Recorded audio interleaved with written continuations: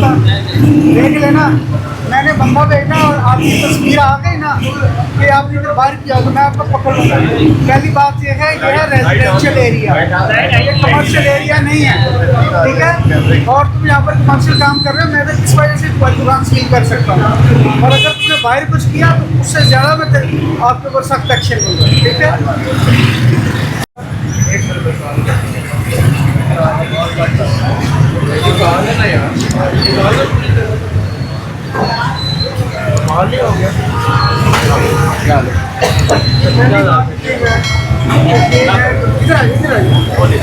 थोड़ा पीछे हो जाओ, मेरी बात करने का सांस थोड़ा पीछे हो जाओ भैया। अच्छा, थोड़ा और पीछे हो जाओ, बात करें।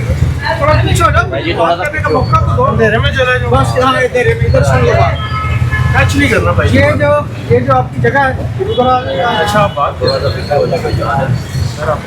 सर, आप जब कहा है कि पीछे हो जाइए तो पीछे हो जाओ, कोई बात नहीं।